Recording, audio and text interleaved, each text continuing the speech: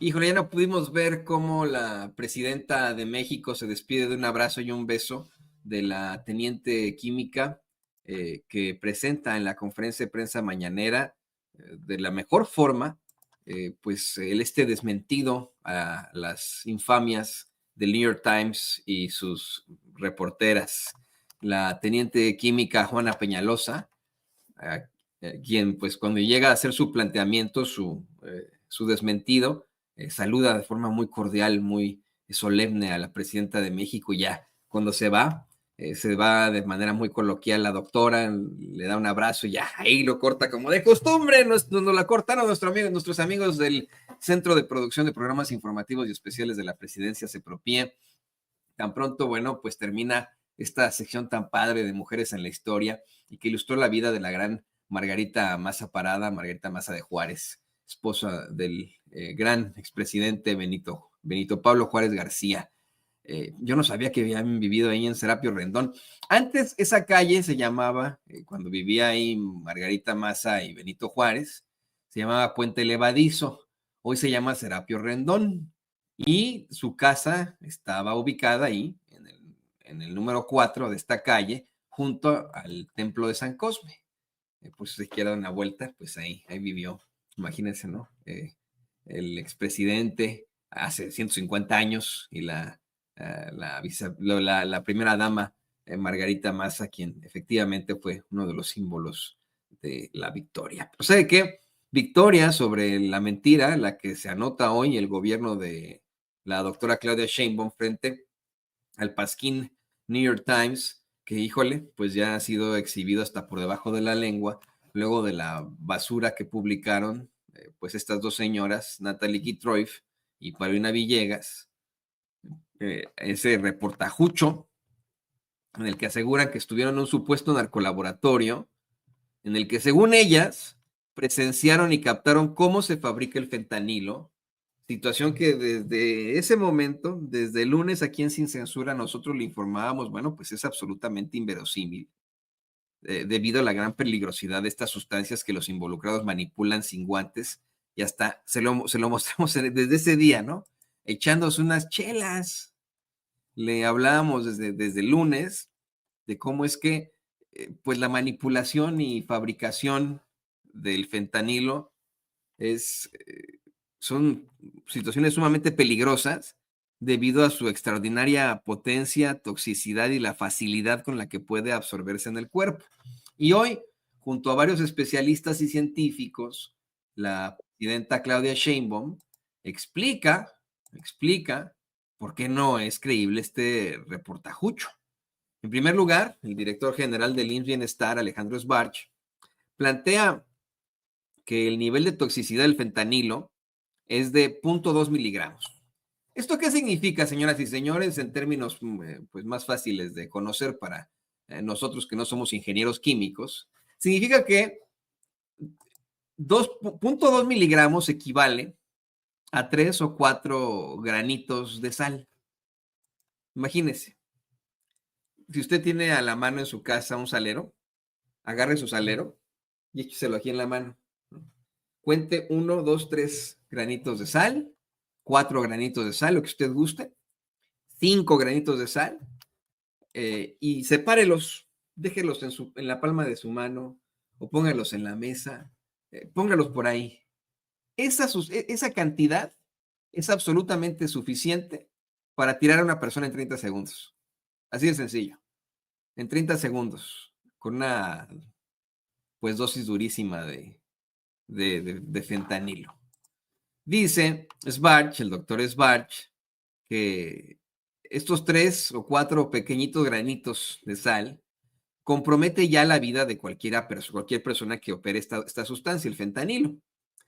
Insiste Sbarch en que se necesita inexorablemente, utilizó esa palabra, inexorablemente un laboratorio para producir el fentanilo y no una cocina doméstica como lo presentan estas señoras, Kitroyev y Villegas, en su reportaje, se le puede llamar así, debido a que este tipo de sustancias deben ser controladas de manera muy específica.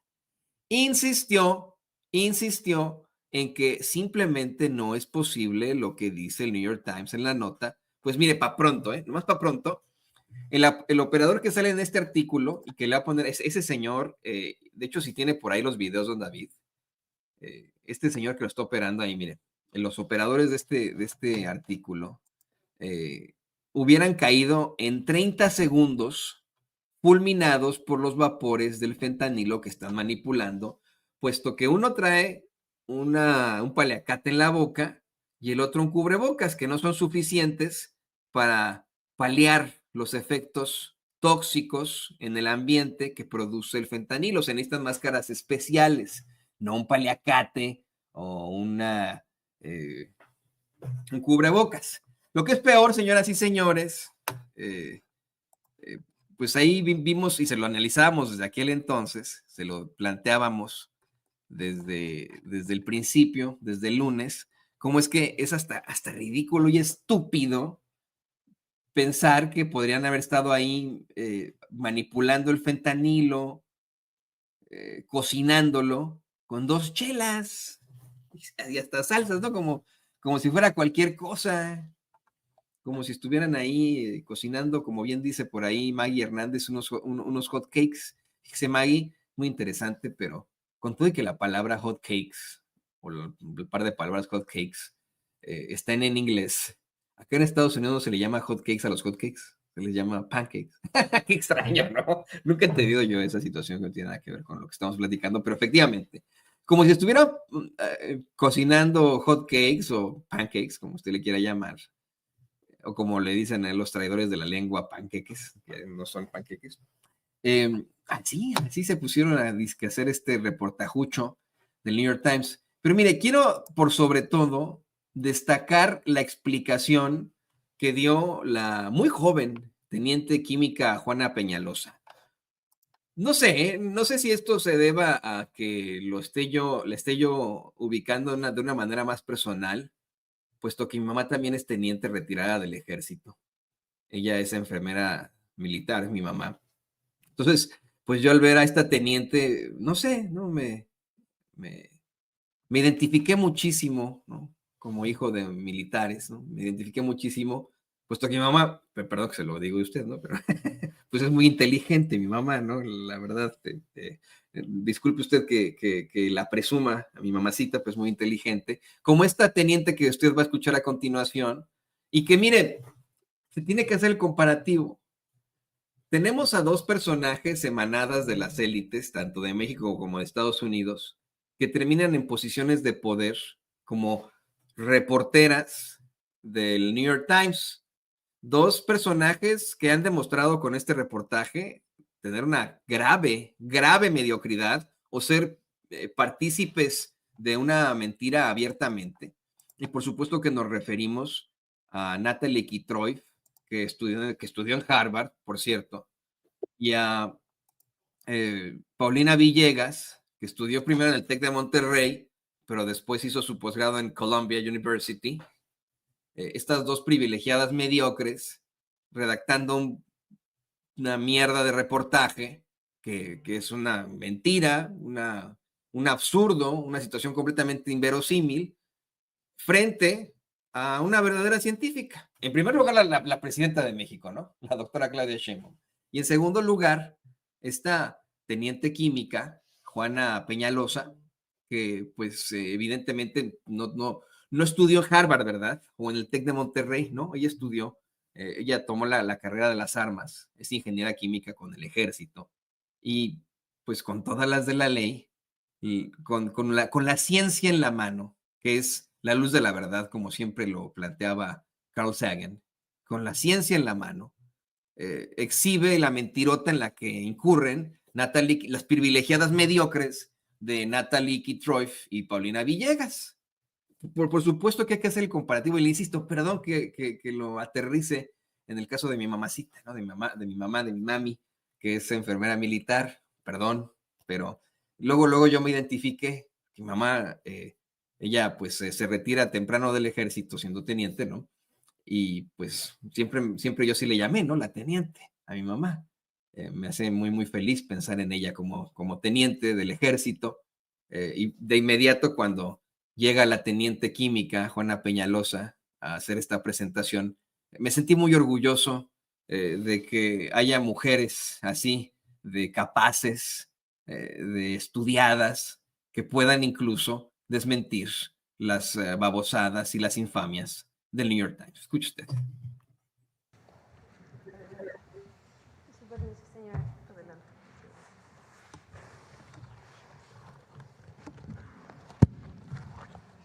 Muy buenos días. El pasado 29 de diciembre del presente año, el medio informativo The New York Times publicó un artículo denominado "Así es un laboratorio de fentanilo del cártel de Sinaloa", donde asegura que dos de sus reporteras, en conjunto con una fotógrafa, atestiguaron el peligroso proceso de producción de fentanilo en un laboratorio secreto ubicado en el centro de Culiacán, realizado por dos integrantes del grupo delictivo. Anexo a la nota se encuentran 2 videos cortos sin audio y 4 fotografías relacionadas con el supuesto proceso de síntesis de fentanilo. En el primer video, un video de 10 segundos sin sonido, se observa a 2 hombres no identificados manipulando 2 ollas con un líquido blanco hirviente en una estufa sobre la cual se observa un pequeño extractor de vapores. Citando la nota, se menciona: ellos mencionaron que se encontraban en el primer paso del proceso, activando el principal ingrediente químico que se usa para hacer fentanilo. Esto sin especificar el nombre de los precursores químicos utilizados. Como medida de protección personal, observamos que únicamente portan una bandana de tela que deja al descubierto los ojos, así como un cubrebocas azul de tela de 3 pliegues. Se identifica una cocina con una ventana de aproximadamente 1 metro cuadrado. En dicha habitación se observan incluso ingredientes como salsas y bebidas alcohólicas, así como otros electrodomésticos. En un segundo video, de 13 segundos, de igual forma sin sonido, se observa a un hombre no identificado manipulando un recipiente de aluminio con polvo color azul, indicando que se trata de fentanilo. Al realizar dicha actividad, no se identifica el uso de alguna protección personal, observándose exposición directa al supuesto polvo de fentanilo. En la primera imagen se observa polvo blanco sobre una mesa circular cercana a una fuente de luz, que según el medio informativo se trata de fentanilo terminado. En la imagen 2 se pueden apreciar las únicas sustancias químicas mencionadas en el artículo, el hidróxido de sodio y la acetona, mismas que fueron utilizadas en la presunta síntesis del fentanilo. Estos 2 químicos son químicos esenciales, utilizados en la elaboración de algunas drogas sintéticas. El término de químicos esenciales hace referencia a aquellas sustancias utilizadas en la síntesis sin tener que incorporar parte de su molécula, de su estructura molecular, a la molécula final o al producto final terminado.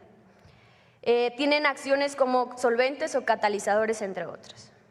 En la imagen 3 se observa a un hombre no identificado incorporando tinta azul al supuesto producto terminado de fentanilo, esta vez utilizando guantes de látex.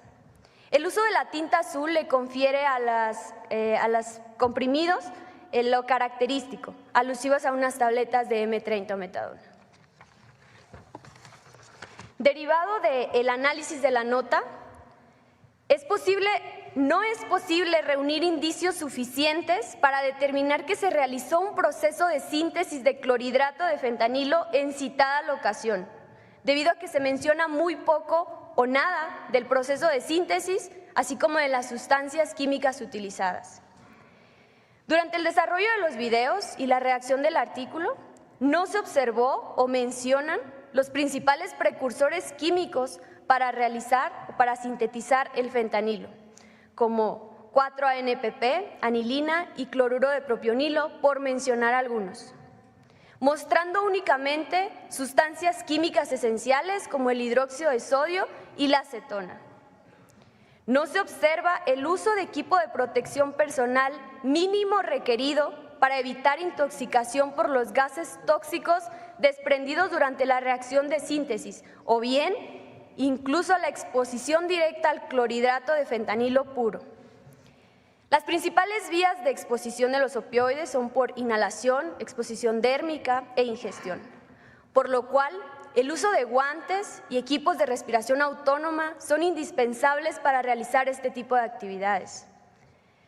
En una parte del video explican los supuestos cocineros que ellos no necesitan el mismo equipo de protección personal que las reporteras. Esto debido a que ellos han desarrollado una tolerancia a la droga letal.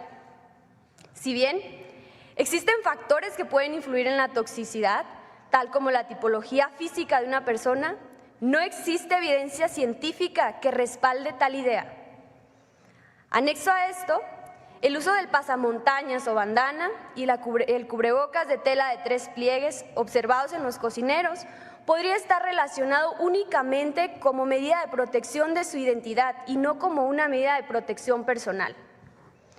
Respecto a lo mencionado por los supuestos cocineros sobre el desmantelamiento de una casa de seguridad del grupo por parte del Ejército Mexicano horas antes de la grabación de los videos y que derivado de esta acción habrían cambiado de ubicación el supuesto laboratorio con tal rapidez, no corresponde con la dinámica criminal habitualmente observada, ya que normalmente se presenta una interrupción o una postergación de las actividades ilícitas por un periodo mayor hasta encontrar un lugar adecuado para poder continuar con el acondicionamiento de tales drogas.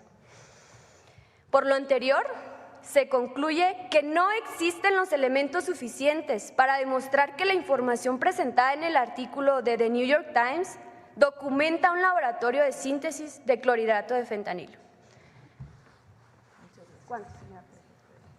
Bueno, pues ahí lo tiene usted. Después Svarch haría esta aclaración de cómo es que hubieran tomado 30 segundos, absolutamente 30 segundos, para que estos operadores del fentanilo, bueno, pues cayeran fulminados con una sobredosis al manipular el fentanilo como lo estaban haciendo según esta pues mentirosa nota de las mediocres privilegiadas Natalie Kitroif y Paulina Villegas, David, así se llama, se me va siempre su apellido, aquí lo tengo, déjame.